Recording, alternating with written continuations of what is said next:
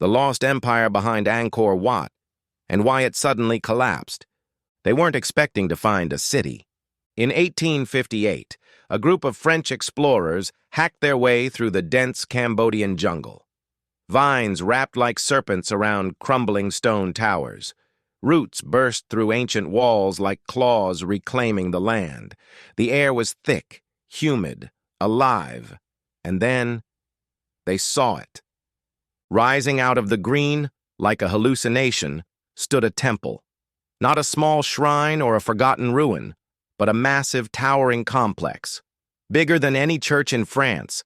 Carvings lined every wall, gods, demons, battles, myths. It stretched wide, grand, defiant. And it wasn't just a temple. This was Angkor Wat, the tip of a forgotten empire. What those explorers didn't realize was that beneath their feet and beyond the trees lay the ruins of the largest city in the pre-industrial world. Bigger than Paris, more complex than Rome, a city that once held up to 1 million people at its peak, and then vanished. But how? How did a civilization this powerful, this wealthy, this advanced just disappear? And why is no one talking about it? To answer that, you have to go back. Not hundreds of years, but nearly 1,000. Back to a time when kings believed they were gods. When rivers were carved by hand. When the jungle didn't dominate the land, but obeyed it. The story of Angkor begins with the rise of the Khmer Empire, a Southeast Asian superpower that ruled over parts of what is now Cambodia, Thailand, Laos, and Vietnam. This empire didn't just survive, it thrived. From the 9th century to the 15th, the Khmer created a world unlike any other. Their cities weren't built around stone streets or palaces, but around water, lakes, moats, canals, and reservoirs engineered so precisely they still confuse modern scientists. But the jewel of this empire? That was Angkor Wat. Today it's often labeled as just a temple. But that's like calling the pyramids a pile of rocks. Angkor Wat is more than architecture. It's a statement of power, of divinity, of ambition. Its central tower represents Mount Meru, the center of the universe in Hindu mythology. The surrounding towers echo the peaks of sacred mountains. Its entire layout mimics the cosmic order, heaven, earth, and the underworld etched into stone. And all of it was built in the early 1100s, without modern machinery. Sometime around 1113 AD, a king named Suryavarman II came to power. He was not content with ruling, he wanted to become immortal. His solution? Build a monument so vast, so perfect, that it would bind his name to eternity.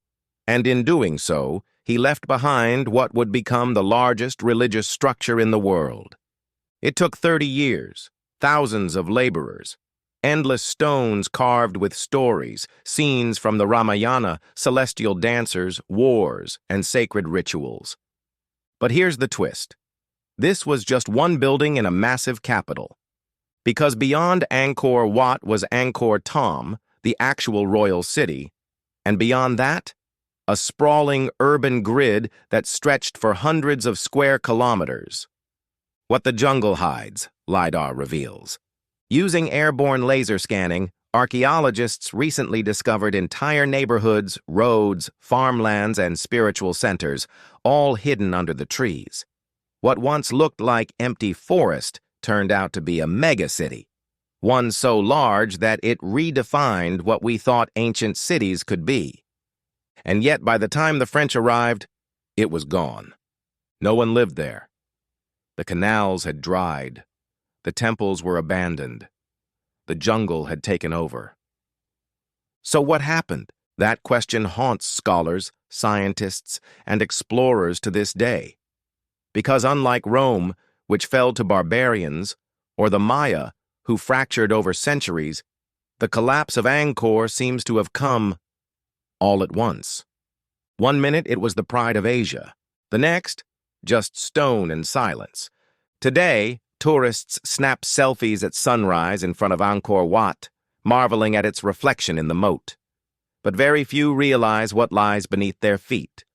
the bones of an empire, the silence of a civilization that built wonders, and then fell. In this series, we're not just telling the story of Angkor Wat. We're digging deeper into the rise and fall of a god-king dynasty, the engineering brilliance that tamed nature, the mysterious forces that shattered it all, and the long-forgotten legacy that shaped Southeast Asia. So buckle up, because what you're about to hear isn't just history. It's a warning from the jungle. Even the greatest civilizations can vanish without a sound. Long before Angkor Wat touched the clouds, before the jungle crept in to silence its stones, there were kings who ruled not as men, but as gods. The Khmer Empire didn't just build cities, it built belief. And at the heart of that belief was one powerful idea. The king was divine, not chosen by the gods, not blessed by them, but one with them. It was called the Devaraja cult, the god-king system, a sacred fusion of Hinduism and politics that made every royal decision a cosmic one. The king wasn't just a ruler, he was the living embodiment of Shiva, the destroyer and creator. His palace was a temple. His word was scripture. His city was the center of the universe. This wasn't just philosophy, it was law, architecture, warfare, and culture all rolled into one. The cities were designed to reflect the cosmos. The temples mirrored the heavens. And the people? They were part of a divine order that extended from earth to the stars. The first of these god-kings was Jayavarman II, who crowned himself on Phnom Kulen in 802 A.D. He declared that he was no longer just a warlord or tribal chief. He was Chakravartin, the universal ruler. From that moment forward, Cambodia wasn't just a patchwork of feuding states. It was the Khmer Empire, unified, sacred, and ambitious. Jayavarman wasn't content with titles. He wanted monuments.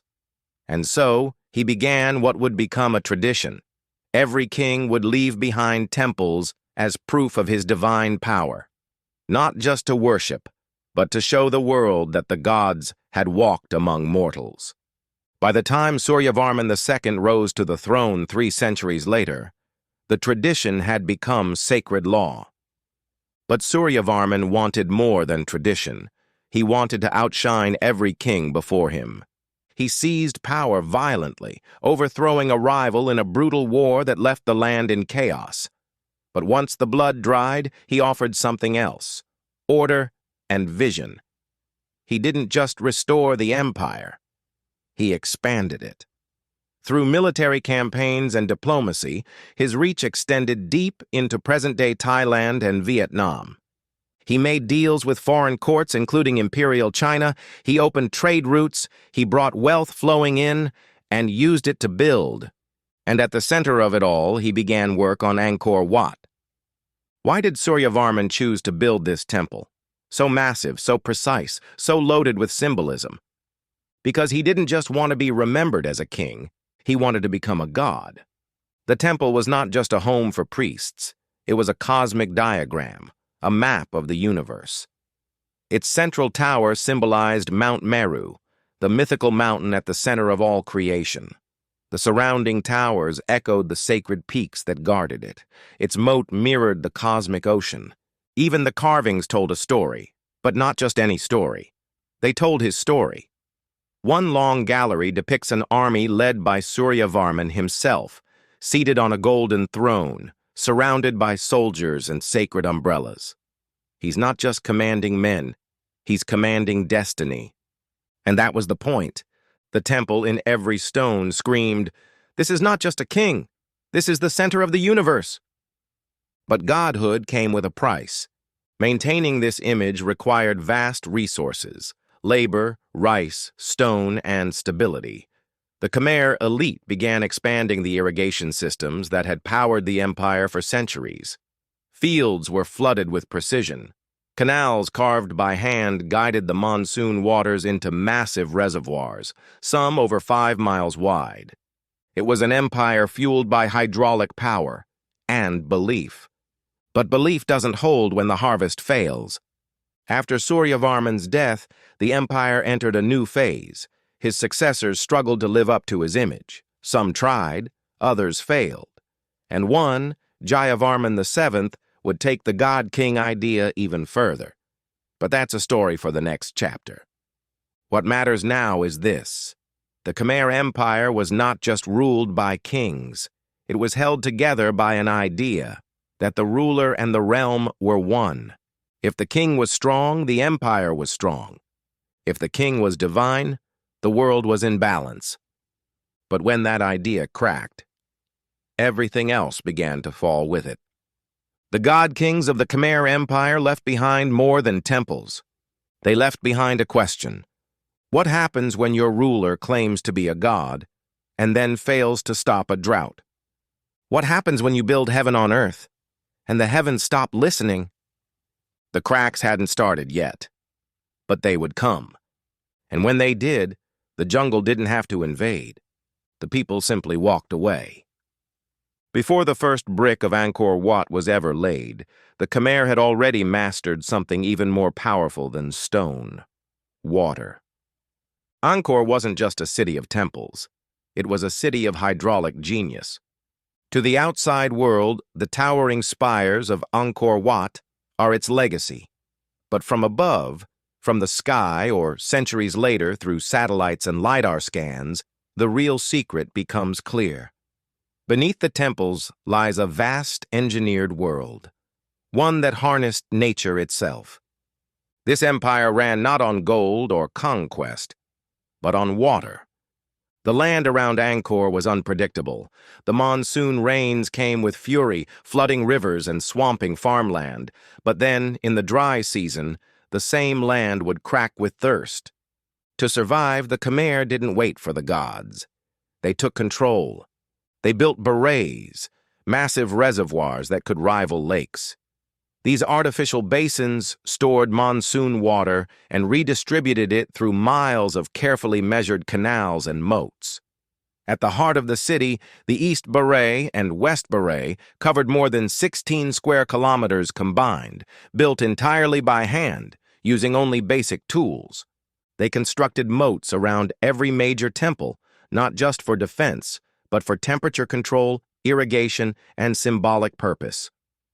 At Angkor Wat, the moat stretches more than 600 feet wide. Incredibly, it's aligned so perfectly that its reflection mirrors the heavens. And all of it was part of a system.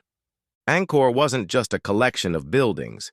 It was an urban machine, a hydraulic city that extended over 1,000 square kilometers, with roads, bridges, homes, and farms woven into the water grid. It functioned like a living organism, breathing with the seasons. Every king who took the throne expanded it, each adding new canals, new reservoirs, new temples. But they didn't build randomly. The entire empire was planned with cosmic geometry in mind. Temples were aligned to cardinal points. City gates were placed with spiritual logic. Even the smallest shrines obeyed mathematical rules, a reflection of the heavens on earth. The Khmer weren't just builders. They were visionaries, and their vision didn't stop at Angkor Wat. After Suryavarman II's death, the city kept growing. The 12th century saw the rise of Angkor Thom, a walled city that served as the new royal capital. In its center stood the Bayon, a temple covered in hundreds of serene, smiling faces, carved into towers, gazing in every direction. Each face is believed to represent Jayavarman VII, a ruler who would later become the Khmer Empire's most ambitious king. He pushed the waterworks to their limits, transforming the empire into a model of efficiency, power, and faith. His vision wasn't just to rule the people, it was to heal them. He built hospitals, roads, and rest houses across the empire. He spread Mahayana Buddhism, replacing the earlier Hindu focus on divine kingship with the Buddhist ideal of compassion. But the city, and its water, was still central. It worked. For a while. But here's the catch. What the Khmer created was brilliant, but fragile. Their water system was finely tuned. Too much rain, and it flooded. Too little, and the reservoirs dried. As long as the seasons stayed stable, the city thrived. But if nature shifted even slightly, the whole thing could break. And eventually, it did. Climate records pulled from tree rings and lake sediments tell a chilling story. In the late 1300s and early 1400s, the region faced extreme swings, years of intense drought, followed by devastating monsoon floods. The water system cracked, literally. Archaeologists found evidence that canals overflowed, dams burst, and infrastructure crumbled under pressure. The system was too rigid. It couldn't adapt, and when the water failed, so did the city. But water wasn't just about survival. It was about power. The kings had claimed divine control over the universe, including the skies and rivers. When the system failed, it wasn't just a technical problem. It was a spiritual collapse. The people lost faith, not just in the system, but in the rulers themselves. Temples were abandoned, roads went unused, the great reservoirs filled with silt, and the jungle began to return, slowly, patiently, as if it had been waiting. For centuries, Angkor Wat remained, but as a spiritual island in a sea of ruins. A few monks lived there, a few pilgrims visited. But the city, once the heart of a mighty empire, was dead. What's most haunting is this: no battle destroyed it, no fire, no invasion that wiped it clean. It simply couldn't survive the change. The greatest hydraulic city ever built was undone by rain. Today, tourists see only the stone, the temples, the towers, the carvings. But beneath that beauty lies the bones of a city that tried to conquer nature, and almost succeeded. Angkor was not just a place of worship, it was a machine. And when that machine broke, so did the dream of eternal order. There was no warning, no epic final battle, no burning temples, no invading army leveling the walls of Angkor. And yet, by the 15th century, the capital of the Khmer Empire, once the most powerful city on the Asian mainland, had become a ghost town. What happened? That question has haunted archaeologists and historians for over a century. The fall of Angkor wasn't a single moment in time. It was a slow unraveling, a collapse hidden in plain sight. And the most chilling part? It didn't fall to war. It fell to change. Let's rewind. By the early 1300s, the Khmer Empire had ruled for nearly 500 years. It had survived invasions, rival kings, palace coups, and religious shifts. Its canals still ran. Its temples still stood. But underneath the surface, cracks had begun to spread. The water system, once the empire's greatest strength, had become a trap. New research from sediment cores and archaeological digs shows a disturbing pattern. A long, brutal drought in the 1300s, followed by years of torrential flooding. These weren't normal seasonal changes. They were extreme climate events that would have overwhelmed even modern infrastructure. Canals collapsed, reservoirs failed, fields dried up or drowned. The crops, mostly rice, the empire's lifeblood, stopped growing. And with them, the empire's stability collapsed.